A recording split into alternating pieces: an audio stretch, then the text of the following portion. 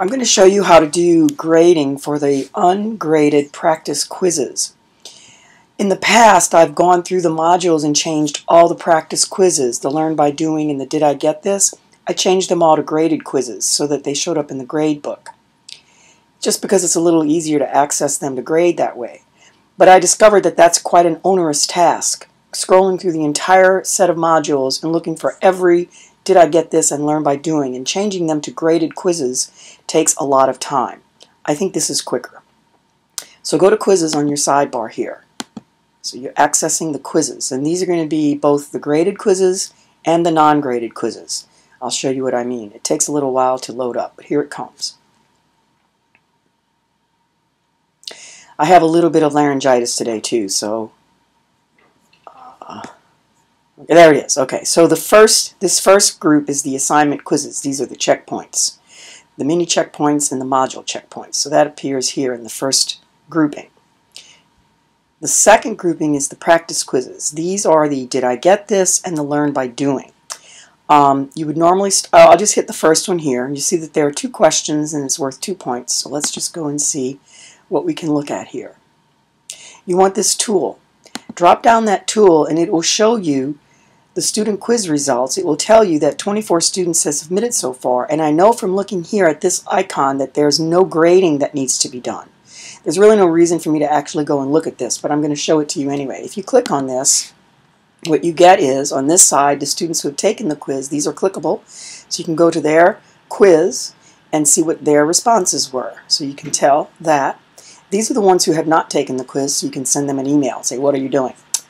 Alright, now let's go to one that actually needs something done. So I go back here and click quizzes. And waiting for it to go back, it takes a little time.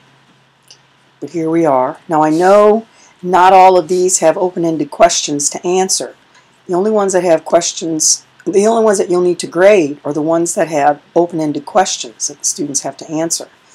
There it is again. It's really slow tonight. I don't know why.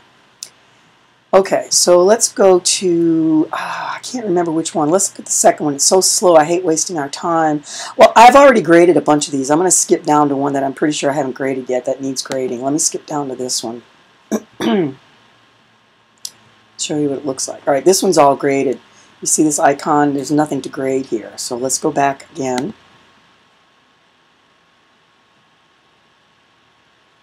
Again, just waiting for it to load the page. Don't ask any questions. I can't hear you because this is a video.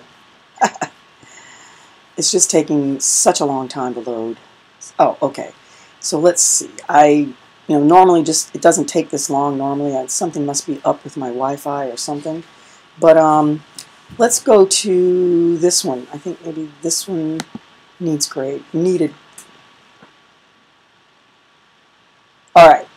Here's the little symbol that you get. You see the little yield sign with the exclamation mark? That means that there are open-ended questions in there. You have to go in and look at their answers. So this is one of the best ways to make sure that they're going to do the lesson, and you're going to reinforce that behavior because you're actually going to go and read their response, and they'll get that feedback, and they'll know that you're checking on them, and the rumor will spread, and the entire class will eventually realize that you're actually taking names, shall we say. You're taking names. Okay, so when I click on this, it shows me that Kadra Bashir needs to have his answer graded, or her answer graded. I know it's a her. All my students are girls this semester. Isn't that weird? Okay. So it says, make up a cause and effect research question. And this is her answer. Does your birth month affect your chronotype? So I would tell this student that that's not a cause and effect research question, because you can't really do an experiment on this. So like, you want to look at the examples. They actually see these examples. Does taking vitamin C increase resistance to colds? You're actually doing something to cause a change in that variable. So you might want to say something like, does drinking coffee every morning affect your chronotype? That would be something you would actually do to try and change that.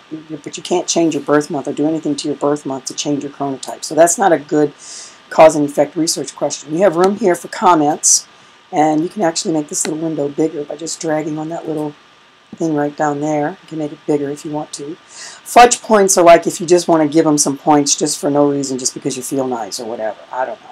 But I don't use fudge points. So right here, what I would do is I would put 0.5. And the reason I'm putting 0.5 is because I want to give her some credit for being there, but I don't want to give her full credit. If she goes back and it changes that answer, now she has to tell me that she's done that, so I know to go back and look at it again, because it's been graded. And I think if she even changes her answer, it still shows it's graded. Although I'm not sure about that. No one's actually done this yet.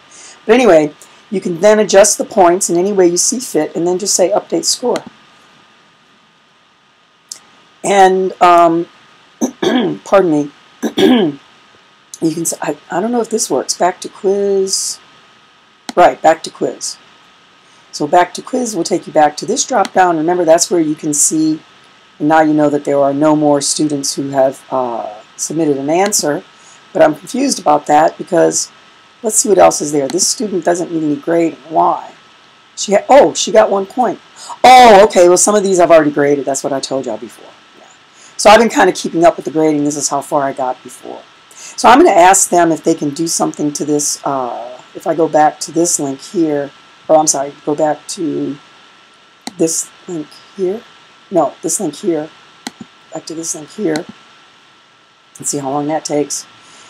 I'm going to ask them if there's any way that they could have the symbol that something needs grading, if they could figure out a way to put it on this page instead of over there. You know what I mean? So like when we get to the page that's going to load up right now, I would like to see, here we go, I would like to see the grading alert symbol here. So I know, or you know, here or something here in this drop down. Right now this drop down just says edit and delete. That's all it says. But I would like something down here that says, you know, needs grading or something like that, so that I know that I just go to that one. I don't have to click through all of these, and I can't see them all anyway. It's just annoying. Anyway, that's how you do that. Now, I will show you how to access SpeedGrader. That's the SpeedGrader. I'll show you how to access the SpeedGrader in Grades. So anything that's a graded item, like those assignment quizzes, I'm sorry, it's not through this Grades. You have to go to the Grades link on the sidebar. Okay, I don't know what I did just now, so now I have to get back to my course. I have no idea what I'm doing. This is my course. Oh, this is my course. I'm sorry, I'm just going all around the earth here. I want to go to grades here. This is the grade book. In the grade book, for the graded items, you can get to the SpeedGrader much easier. So right here, there's a drop down. You drop that down, and there's the SpeedGrader. Now, I don't know if there's any open questions in this checkpoint. Open-ended questions. I mean, there may not be any. So now here's what you see. This student does not have a submission. This student I know just joined my StatWay today. But you can see all these students have submissions, right? And they're all graded because I don't think I had to grade any of these. I think this was all open, multiple choice type stuff. This student hasn't done it yet, so I should send her an email. This student hasn't done it. I should send her an email. That's pretty good, only 3. I had some pretty good compliance this year on that. So now I'll just hit the back button. Get back to the grade book. Whoops, sorry, making you dizzy. Okay, I hit the back button, get back to the grade book. And I can see once again if there's anything that needs to be graded in the next graded one. Some of those checkpoints do have occasional open-ended questions, so I would just, you know, check them out.